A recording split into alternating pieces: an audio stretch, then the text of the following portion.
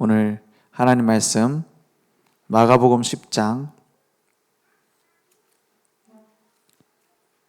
32절에서 45절 말씀 같이 읽겠습니다. 마가복음 10장 32절에서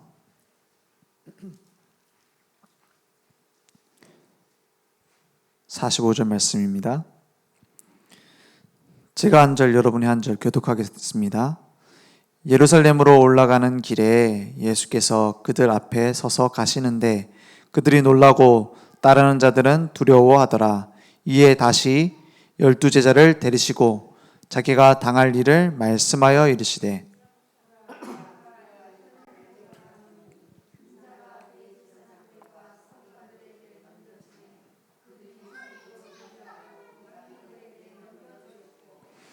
그들은 능욕하며 침뱉으며 채찍질하고 죽일 것이나 그는 3일 만에 살아나리라 하시니라.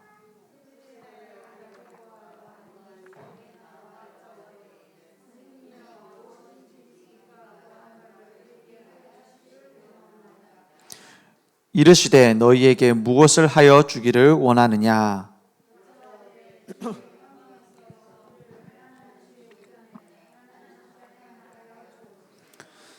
예수께서 이르시되 너희는 너희가 구하는 것을 알지 못하는도다. 내가 마시는 잔을 너희가 마실 수 있으며 내가 받는 세례를 너희가 받을 수 있느냐?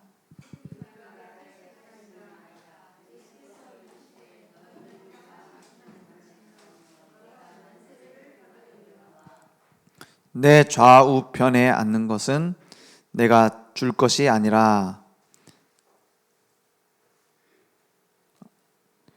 누구를 위하여 준비되었든지 그들이 얻을 것이니라.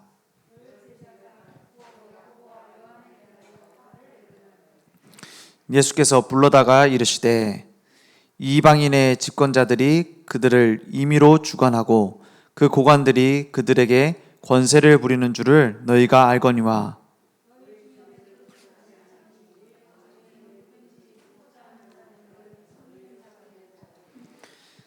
44절부터 45절까지 함께 읽겠습니다. 너희 중에 누구든지 으뜸이 되고자 하는 자는 모든 사람의 종이 되어야 하리라.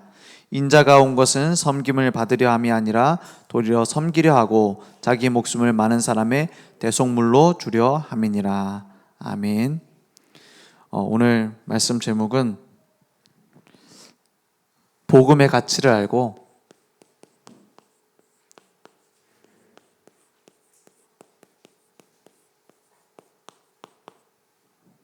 복음의 가치를 알았으니까 어떻게 해야 될까요?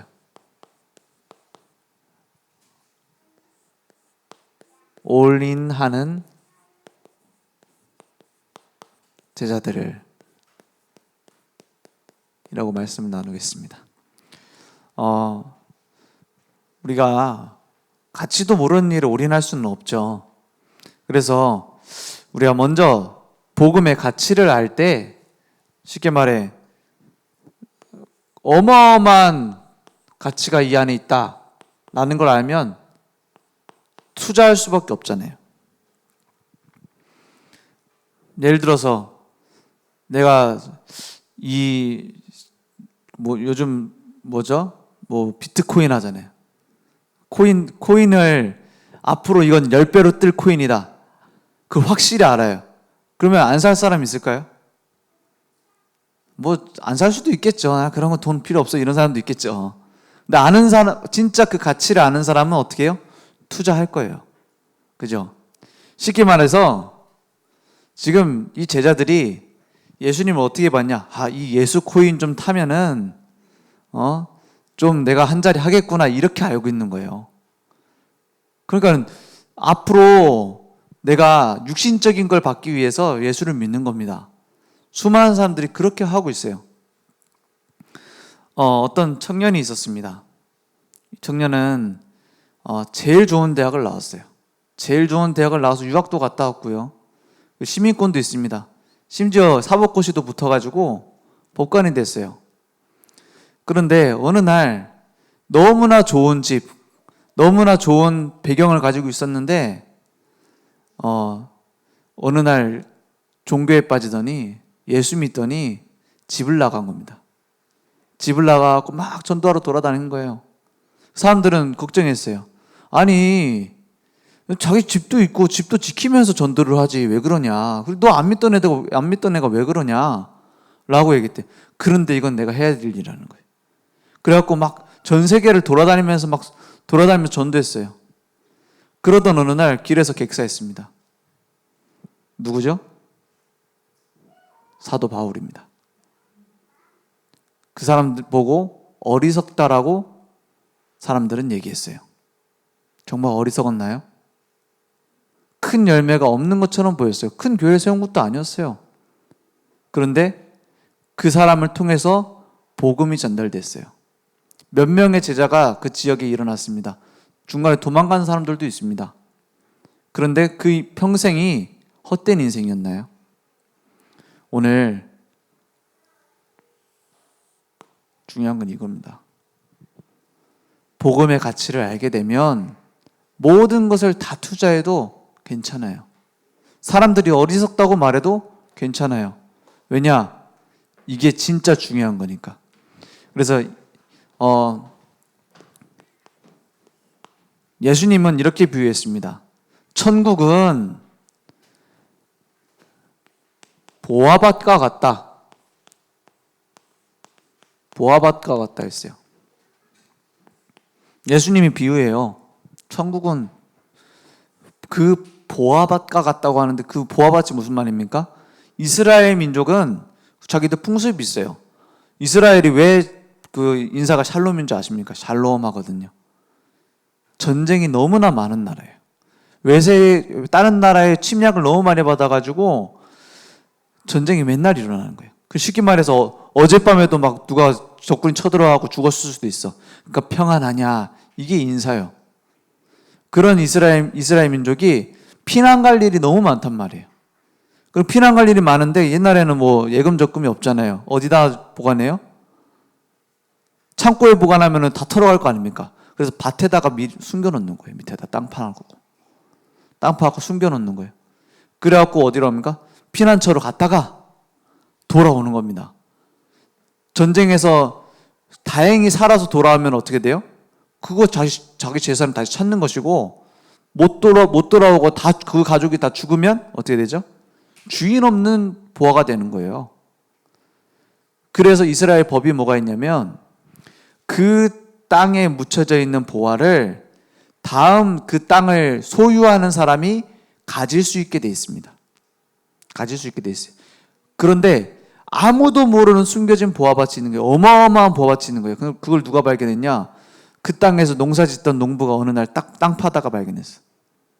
그럼 어떻게 되죠? 가져가면은 도둑놈입니다. 법상으로. 누가 소유자니까? 그 땅 소유자가 주인이니까요. 그래서 어떻게 해요? 아무도 모르게 다시 묻어놓는 거예요.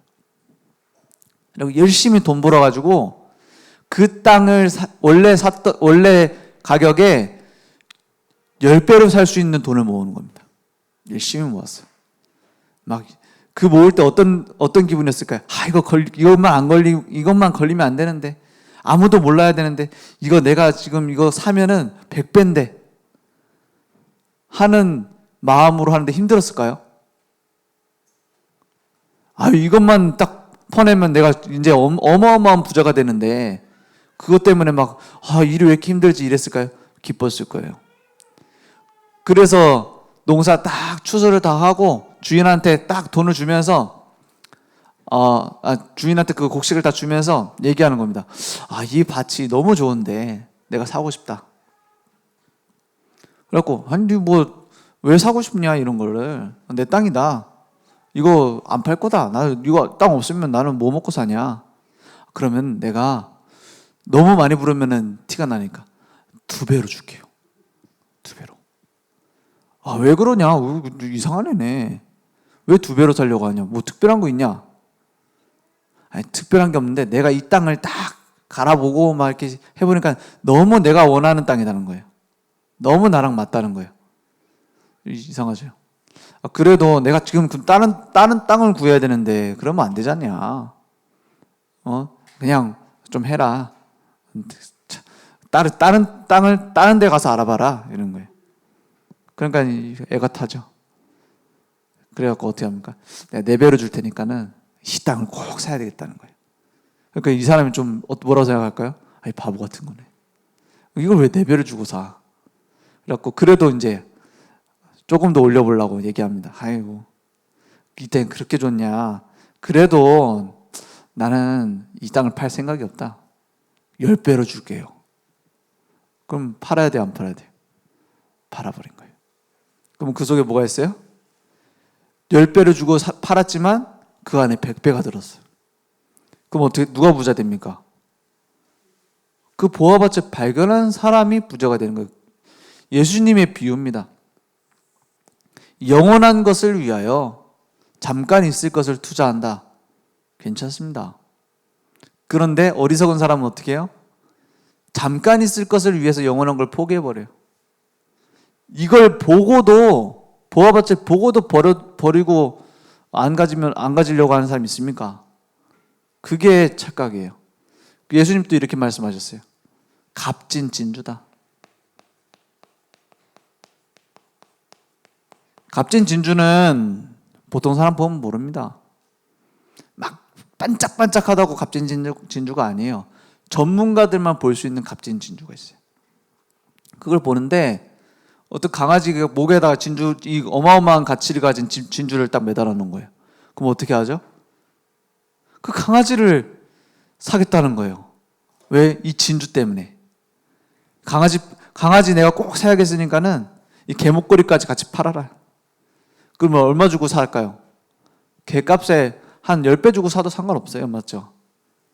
마찬가지 얘기입니다.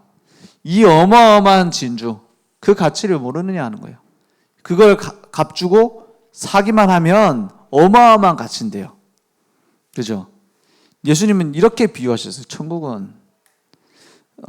그래서 또 뭐라고 얘기하셨냐? 이 천국의 축복이 뭐가 있냐면 알곡과 가라지 비유를 하셨어요. 요 비유랑 비슷한 게 물고기, 나쁜 물고기가 있고 좋은 물고기가 있다. 이 비유도 같이 하셨죠. 무슨 얘기입니까? 추수할 곡식이 쫙 있는데 알곡하고 가라지하고, 가라지는 안에 텅 빈 거거든요. 먹을 게 없어요. 오히려 영양분만 다 빨아먹어요. 이거를 가라지를 없애기 위해서 알곡을 다 쳐낼 것이냐? 그렇게 하는 것이 어리석은 거다. 어차피 물고기를 다 잡아놓고 좋은 물고기는 담고 나쁜 물고기는 나중에 버리는 거다. 언제요? 심판할 때. 요건 무슨 비유입니까? 이 교회에 대한 얘기이기도 해요. 교회 안에 뭐가 있어요? 알곡도 있고 가라지도 있어요. 복음 가질 사람도 있고 복음 상관없이 불신자로 살 사람도 있어요. 교회 오지만 복음을 들었지만 뭐가 있어요? 가치를 모르는 사람이 있단 말이에요. 그런 가라지를 위해서 우리가 봉사를 한다? 아닙니다. 알곡이 있다니까요. 그것을 두고 하는 겁니다. 그래서 또 무슨 비유를 하셨습니까? 씨 뿌리는 자 비유를 하는 겁니다.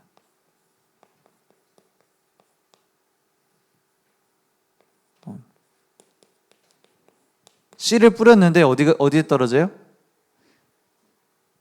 길가밭에 떨어졌어요. 길가밭. 길가에 떨어지면 어떻게 됩니까?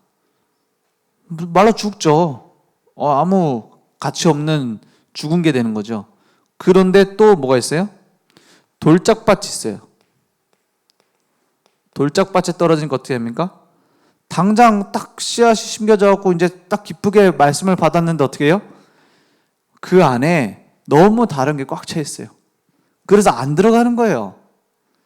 말씀을 들었는데도 그냥 뭐 그런가 보다 하고 끝이라.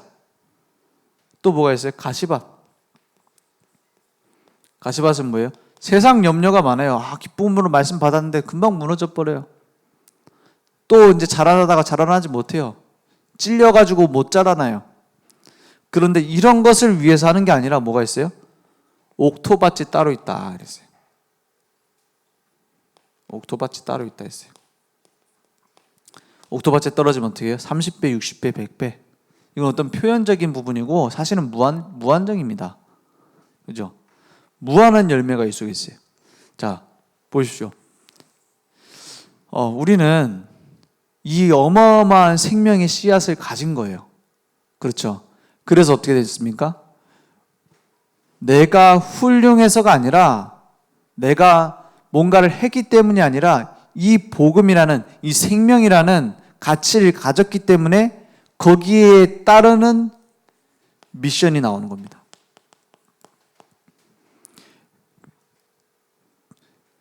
제가 지나가다가 자동차가 신호 위반을 하는 거예요. 옆에 차가.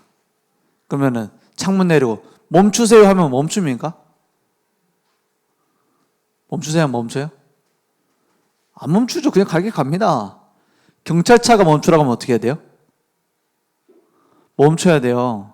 제가 예전에 신학교 다닐 때 시험 보는 날이었어요. 그래서 차를 타고 시험 치려고 가는데 늦겠는 거예요. 시험 공부하느라고 밤 늦게 자고 막 새벽기도 갔다 오고 잠깐 자는 사이 이제 학교 가야 시험 쳐야 될 시간이라 막 달려가는데 빨간불이 딱 걸렸어요. 어떻게 되죠? 멈춰야지.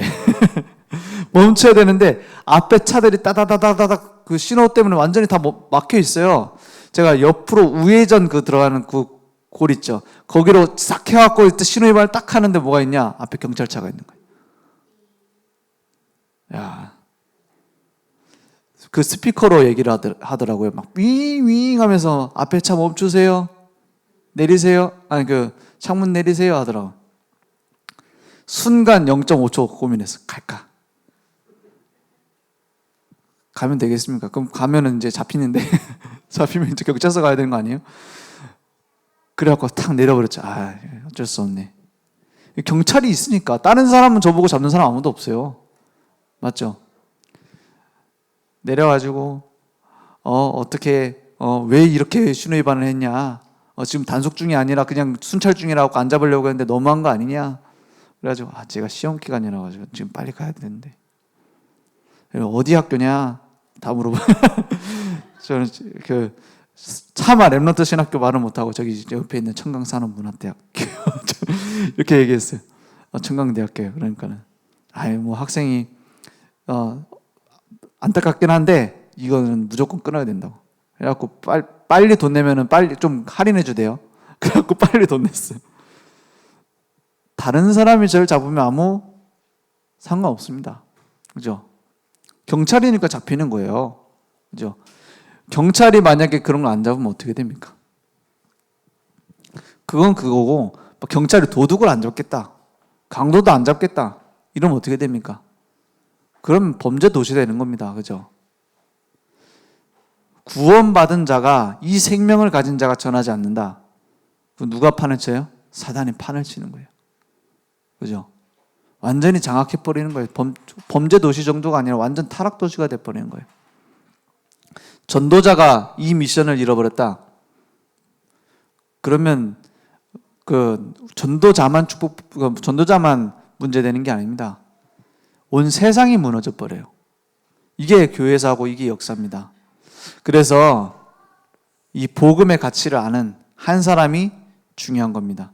그런데 이 제자들은 가치를 발견을 못했어요. 예수님과 따라다닐 때. 예수님 따라다니는데 자꾸 착각하는 거예요. 그래서 뭐라고 하냐?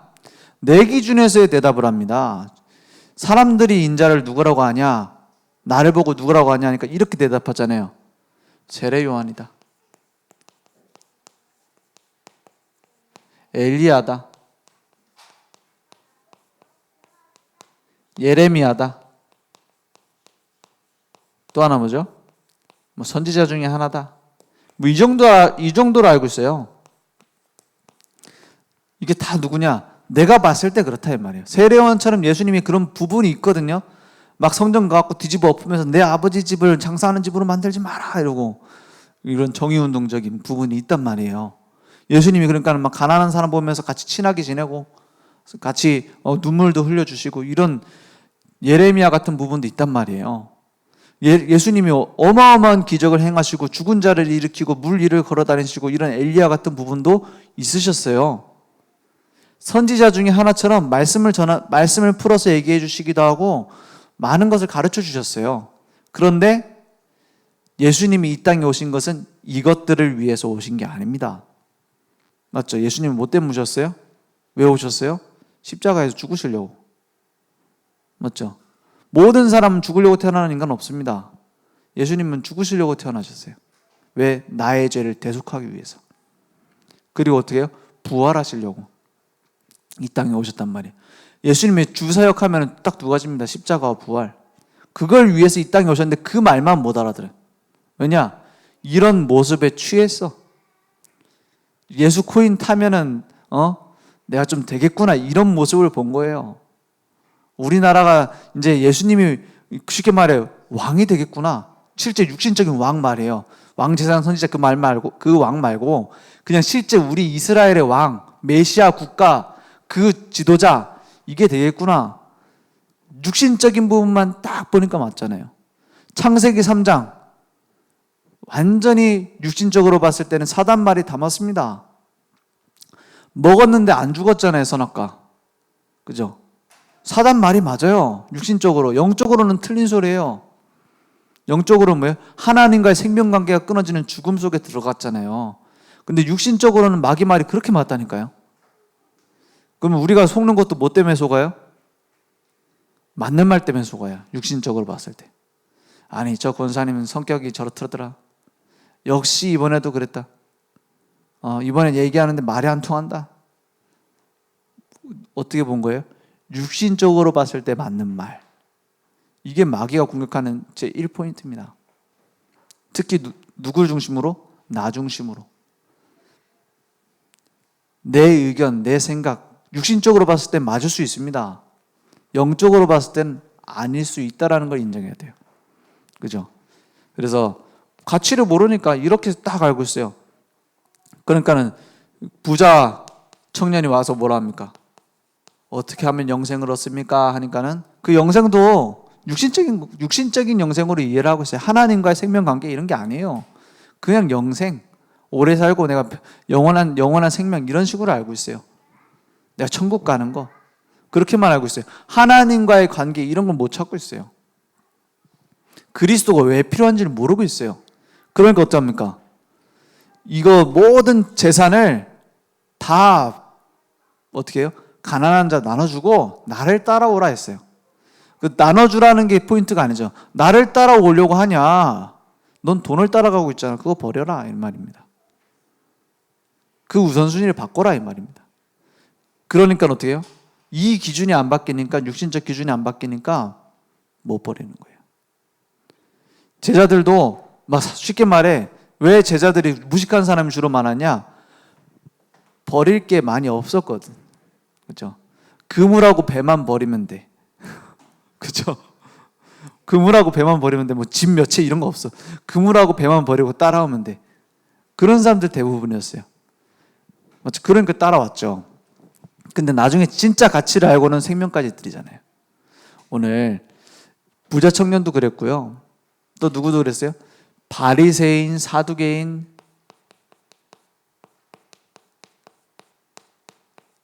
요 얘기가 많이 나오죠. 근데 바리새인하고 사두개인하고는 우리나라 정치인들처럼 섞일 수가 없는 집단들이었어요. 좌파 우파처럼. 근데 예수님을 핍박하는 데에는 합쳤어요. 그랬다니까요. 바리새인은 자기는 완전 분리주의자예요. 사두개인들은 뭐 친로마 쪽이었어요, 약간. 그런 뭐죠? 종교적으로 반대되는 사람들인데도 어떻게 해요? 안 섞일 사람들인데 똑같은 건 하나 있어요. 이렇게 생각하고 있어요. 나 중심으로. 모든 것이 다 모든 종교 똑같다. 그 말이 맞을 수 있습니다. 이거거든요. 그래서 어떻게 해요? 복음의 가치를 모르고 있는 거예요. 그래서 제자들도 우리는 지금 지나고 보니까 한심하다 생각을 하죠. 근데 우리도 비슷할지도 모릅니다. 예수님이 왕 되시면 누가 오른쪽에 앉겠냐? 누가 왼쪽에 앉겠냐? 그 다음은 누구냐? 그럼 나는 몇 번째냐? 이런 식으로 싸우고 있어요. 이게 한두 번 싸운 게 아니에요. 어린아이를 데려다가 이 어린아이 같은 자라지만 천국에 갈 것이다, 들어갈 것이다, 천국은 이런 어린아이의 것이다 하니까는 그 얘기가 왜 나온 얘기예요? 자리 갖고 싸우니까. 어린아이처럼 나와의 관계만 중요한 것이다. 하나님과의 생명관계가 중요하지 누가 위인지 아는지가 뭐 중요하냐. 이 말을 자꾸 하시는 거예요. 제자들도 못 깨닫고 있어요.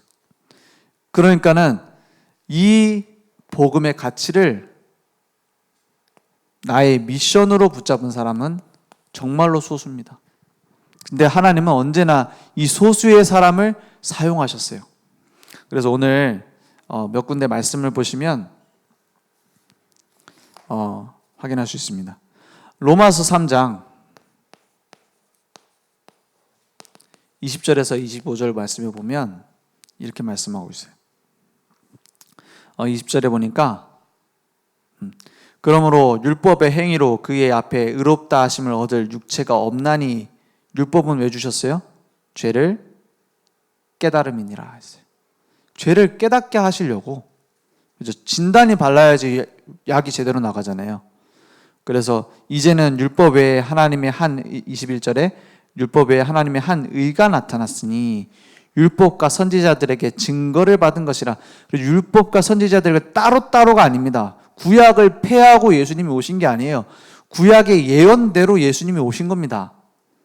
22절에 곧 예수 그리스도를 믿음으로 말미암아 모든 믿는 자에게 미치는 하나님의 의인이 차별이 없느니라. 왜냐? 우리가 잘해서 받는 게 아니니까 차별이 있을 수 없죠. 완전한 하나님의 의죠. 23절에 그래서 모든 사람이 죄를 범하였으며 하나님의 영광에 이르지 못하더니 24절에 그리스도 예수 안에 있는 속량으로 말미암아 하나님의 은혜로 값 없이 의롭다 하심을 얻은 자 되었느니라 했어요. 값 없이. 값을 치를 수 없는 어마어마한 것이기 때문에 대신 탕감해 주시고 구원해 내신 거예요. 맞아, 탕자가 돌아오면 되는 겁니다. 얼마나 빚졌냐? 그거 갖고 네가 살 수가 없으니까 탕감해 주겠다는 거예요. 그래서 이 예수를 25절에 하나님이 그의 피로써 믿음으로 말미암는 화목 제물로 세우셨으니 이는 하나님께서 길이 참으시는 중에 전에 지은 죄를 어떻게 하셨다고요? 간과하심으로 자기의 의로우심을 나타내려 하심이니. 화목 제물이 되셨습니다. 누가요? 예수님이 십자가에서. 그래서 인자가 온 것은 섬김을 받으려면 도리어 섬기려 하고 자기의 목숨을 많은 사람이 뭐요? 대속물로 주려 함이라. 이 화목 제물로. 죄를 간과하셨단 말이 무슨 말이에요? 기억지 않으시겠다는 거예요. 잊으셨단 말이에요. 잊는 것도 전능한 부분만 가능합니다. 우리는 잊을 수가 있어요? 남편 잘못하고 잊어집니까? 잘못한 사람은 잊어버립니다. 잘못당한 사람은 못 잊어요. 그렇지 않던가요? 하나님께 우리 얼마나 많은 잘못을 많이 했습니까?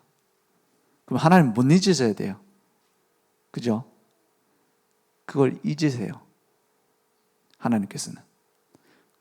그죠? 그게 우리의 의입니다. 우리의 죄를 잊어버리신 것이 우리의 의가 되는 거예요. 그래서 그 일을 이루신 게 뭡니까? 고린도전서 1장 18절에 십자가의 도가 멸망하는 자들에게는 미련한 것이요 구원을 받는 우리에게는 뭐가 돼요? 하나님의 능력이라 했어요.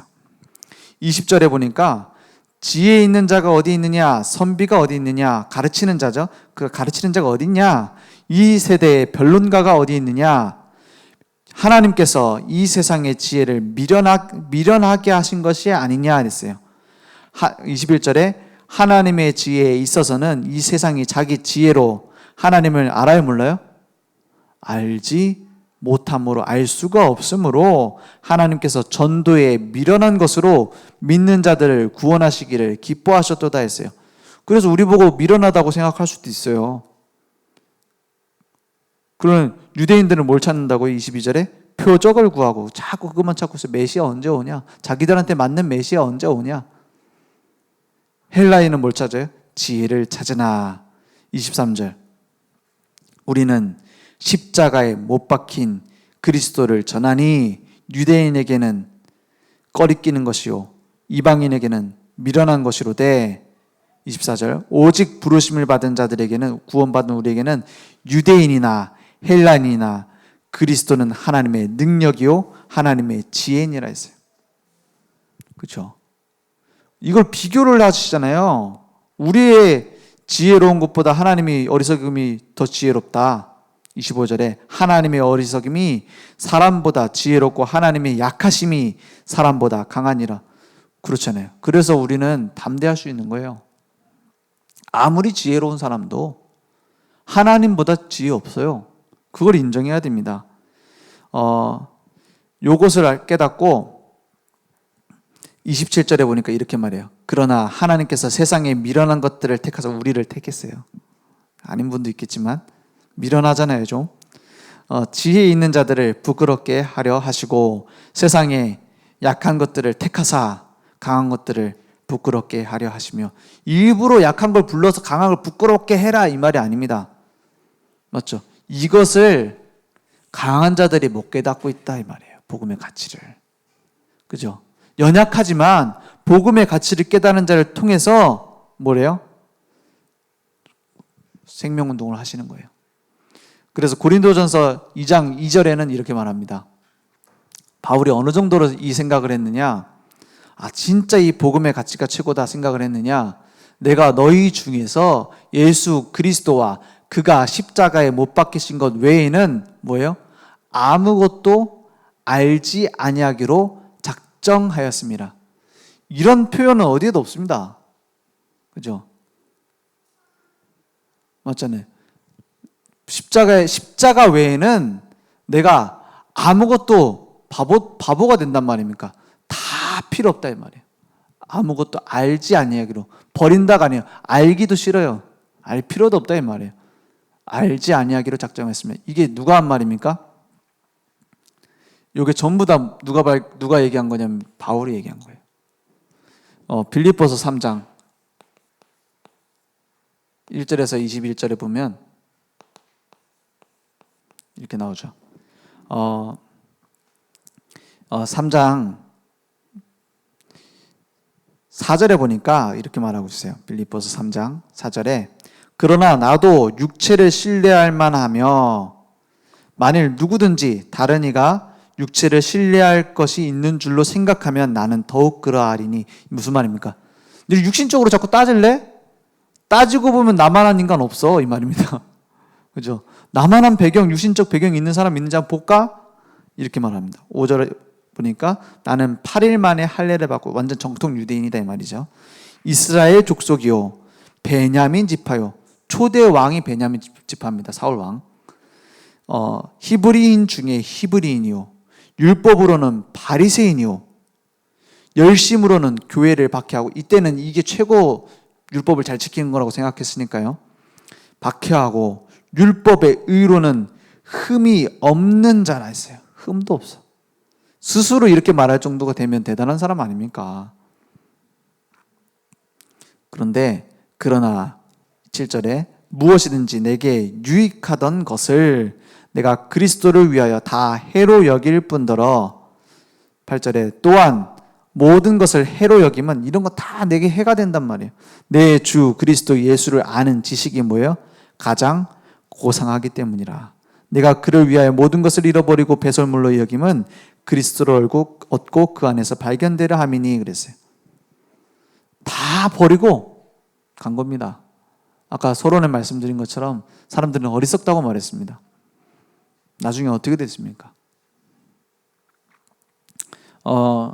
12절에 보니까 내가 이미 얻었다 함도 아니요 온전히 이루었다 함도 아니라 오직 내가 그리스도 예수께 잡힌 바 된 그것을 향하여 어떻게 간다고요?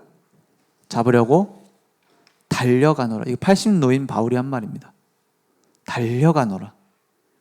저는 이 달려가노라라는 말이 보니까 원어에는 전력 질주를 해서 간다 이렇게 돼 있어요.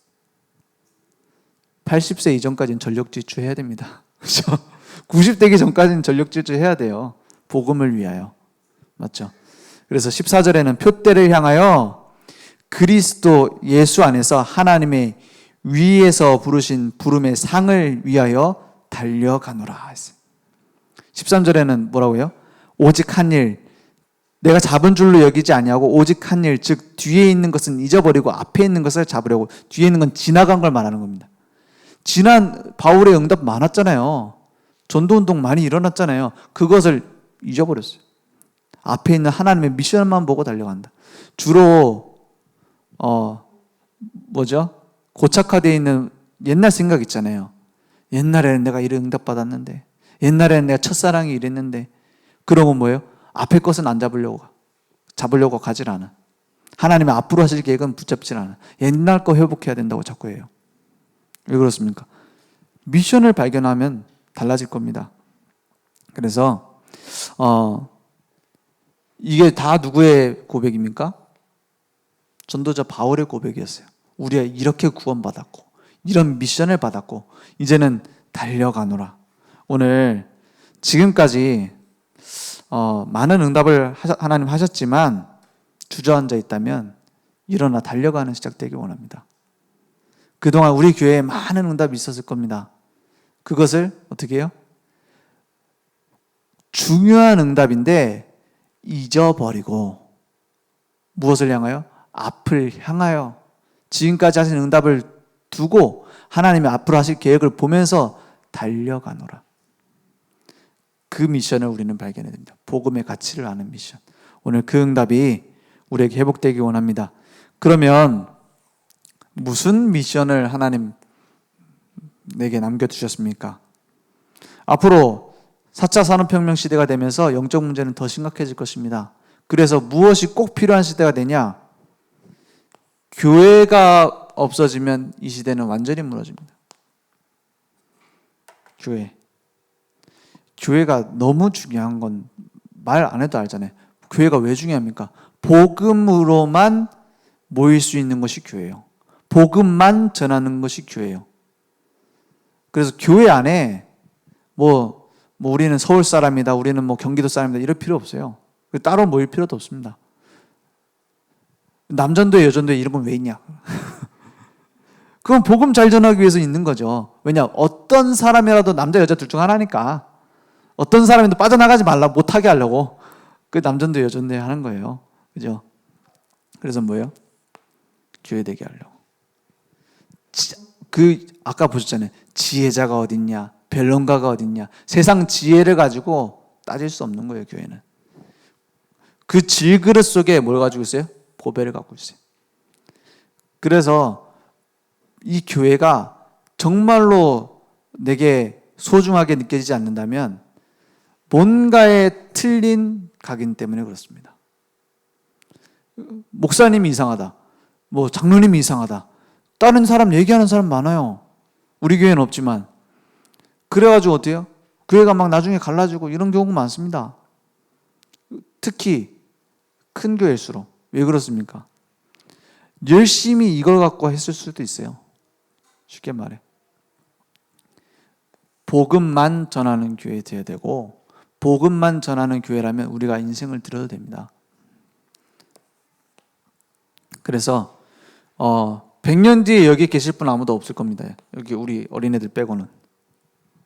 그죠? 100년 뒤엔 저도 없을 가능성 많아요. 그죠? 여기 100년 뒤에 김기현 권사님 아마 계실 것 같은데 오래 사셔가지고 우리 후대가 남습니다. 그래서 와, 우리 자식이니까 귀하다, 잘될 우리 자식, 이게 아니라 복음의 바톤을 가지고 갈 후대입니다. 아무리 내가 빨리 달려가고 1등으로 들어와도 이 바톤을 다음 사람 전해준 다음 사람 넘어진다, 이기지 못합니다. 바톤 잃어버렸다, 이길 수 없습니다. 그죠? 다음 바톤 쥐고 갈 사람이 잘 달려가야 돼요. 그래서 후대가 중요한 겁니다. 왜냐? 이 바톤을 놓치면 전 세계는 재앙에 빠지니까. 맞죠? 이미 빠지고 있습니다. 그래서 237 제자를 두고 우리는 올인할 수 있습니다. 사람들은 어리석다고 말할 수도 있습니다. 우리 한국교회만큼 막 빚내가지고 헌금한다, 이런 나라 없습니다. 이런 교회가 별로 없어요. 그런데 하나님이 어떻게 하시는지 우리는 알고 있잖아요. 쉽게 말해 우리나라가 어떻게 되는지만 봐도 보이잖아요. 정치 제대로 한 적 없습니다, 우리나라는. 그런데 우리나라를 하나님이 다른 사람들이 부러워하는 나라로 만드셨어요. 한 가지 때문입니다. 복음 때문입니다. 그런데 이 바톤을 우리가 바르게 전달하지 못한다. 그러면 오히려 더 재앙이 될 겁니다. 오늘 그래서 하나님의 큰 은혜를 받은 하나님의 자녀 그리고 전도자입니다. 오늘 이 가치를 어떻게 주셨어요? 너희는 그 은혜에 의하여 믿음으로 말미암아 믿기만 했는데 구원을 받았으니 이것은 너희에게서 난 것이 아니고 하나님의 선물이라. 이 선물로 받은 이 복음. 그래서 우리 렘넌트 후대들이 특히 선물로 워낙 그냥 선물 종합 선물 세트로 갖다 받다 보니까는 어떻게 해요? 가치를 모를 수 있어요. 그래서 우리는 늘 뭐 속에 들어가야 돼요? 이 미션을 발견하는 속에 들어가야 됩니다. 흐르지 않는 물은 고이면 어떻게 되죠? 썩습니다. 전도와 선교를 잃어버린 교회는 복음의 가치를 잃어버립니다. 그래서 다른 걸 찾게 됩니다. 결국 뭘 찾아요? 행위적인 거, 뭔가 고상한 거 이렇게 찾게 돼요. 전도와 선교가 내 삶 속에 없다면 복음의 가치를 놓치고 있을 수도 있습니다. 그래서 우리는 전도자의 삶을 계속 살아야 되는 거예요. 그죠? 우리가 큰 운동을 하는 게 아니라, 큰 전도하는 게 아니라 하나님과 방향 맞도록 하나님은 인도해 가실 것입니다. 오늘 기도하겠습니다. 하나님 감사합니다. 오늘 오직 복음을 붙잡고 승리하는 증인으로 우리를 세워주시옵소서. 말씀 붙잡고 매일매일 우리의 삶을 복음으로 정복하는, 나를 복음화하는 준비가 될 수 있도록 역사해 주옵소서. 우리의 현장과 우리의 가정과 우리의 후대에게 바른 복음의 발자취를 남길 수 있도록, 복음만 붙잡고 간 전도자로 쓰임받을 수 있도록 역사해 주옵소서. 예수 그리스도 이름으로 기도했습니다. 아멘.